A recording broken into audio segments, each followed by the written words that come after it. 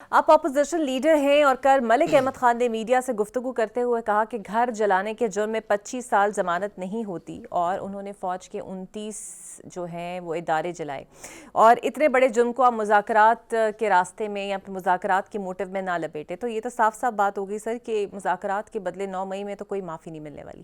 دیکھیں بات یہ ہے جی کہ میں تو بڑا حیران ہو رہا ہوں کہ جو غیر ذمہ دارانہ بیان ان کے شروع ہو گئے ہیں۔ میرے خیال میں یہ کو ہمارے مذاکرات کوئی جو ہم نے کمیٹی بنائی تو یہ کوئی اقرا یہ سمجھ رہے ہیں کہ ہم نے کوئی کمزوری ظاہر کی ہے۔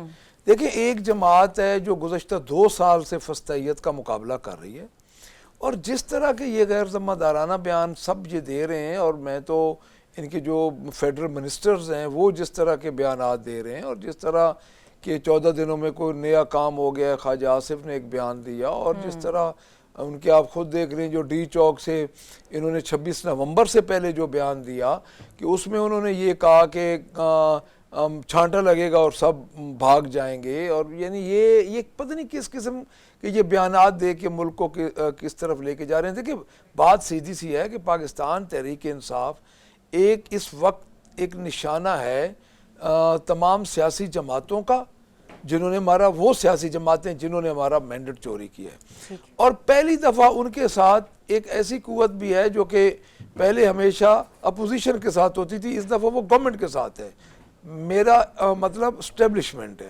تو میں یہ سمجھتا ہوں کہ جب ان کی مرضی ہوگی تو یہ جو بیان دیتے رہیں مذاکرات ہو جائیں گے، کیونکہ ان کا یہ ایک مورا ہے، ان کے پاس اپنی یہ کو بااختیار جماعت بااختیار گورنمنٹ نہیں ہے، ان کو فارم 47 کی گورنمنٹ ملی ہے، اور اگر ان کے اپنے بس میں ہوتا تو جب 8 فروری کے بعد جس قسم کی بھی گورنمنٹ آئی تو یہ ہمیں 9 مئی کے جوڈیشل کمیشن دے دیتے۔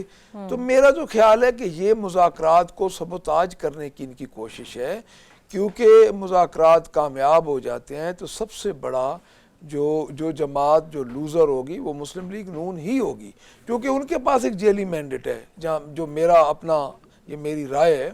تو میں سمجھتا ہوں کہ ان کو فی الحال اس قسم کے بیانات سے ان کے وزیر اعظم کو ان کو روکنا چاہیے کہ اگر آپ نے کمیٹی بنا دی ہے تو ابھی چارٹر آف ڈیمانڈ تو دیکھیں، تو یہ تو اس سے پہلے ہی یہ مذاکرات کو سبوتاج کرنے کی کوشش میں ہے۔ اور آپ لوگ پنجاب حکومت کی کرپشن پر بھی بات کرتے ہیں، شاہ خرچیوں پر بھی بات کرتے ہیں، لیکن جب معاملہ یہ آئے کہ اراکین اسمبلی کی تنخواہیں بڑھائی جائے تو آپ جھٹ پٹ اس کو منظور بھی ہونے دیتے ہیں۔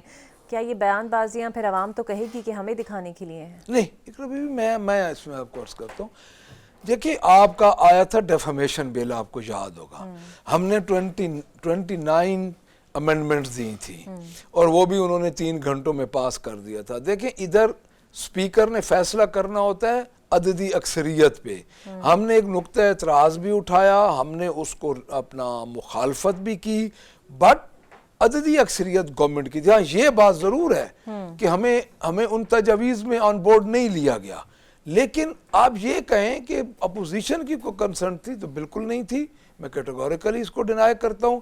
یہ حکومت نے خود کیا، اور ہمارے دور میں بھی ایک دفعہ حکومت نے کیا تھا، یہ میں نہیں کہتا، لیکن ہم اگر آپ یہ کہیں نا کہ ہم نے کو بیٹھ کے یہ منظور کروائی ہیں، ہم نے ادھر پوری بھرپور مخالفت کی ہے، لیکن دلائل پہ فیصلہ ہوتا تو شاید سپیکر دلائل سن کے فیصلہ دیتے، کیونکہ یہ عددی اکثریت پہ فیصلہ ہے تو عددی اکثریت ان کی زیادہ ہے، انہوں نے یہ بل پاس کیا ہے۔ اور میرٹ پر اگر بات کریں تو obviously پی ٹی آئی کو مشکل صورتحال پنجاب کی طرف سے پیش ہے۔ فواد چودھری صاحب تو ویسے مانتے ہی نہیں ہیں کہ کوئی لیڈرشپ ابھی فی الحال ایگزسٹ کرتی ہیں، کوئی ایسی پالیسیز ہیں، خود وہ بانی پی ٹی آئی سے ملاقات بھی کرائیں لیکن آپ لوگ انہیں ڈسون کرتے ہیں۔ کیا وجہ ہے کہ آپ اپوزیشن لیڈر ہیں، اب تک پنجاب میں موبلائز دوبارہ سے پی ٹی آئی کو نہیں کر پائے؟ حماد اظہر ہوں، میاں اسلم اقبال ہیں، وہ رپوش ہیں، پرویز الہی خاموش ہیں۔ دیکھیں اس بات سے میں اتفاق آپ سے نہیں کروں گا کہ موبلائزیشن نہیں ہے پنجاب میں۔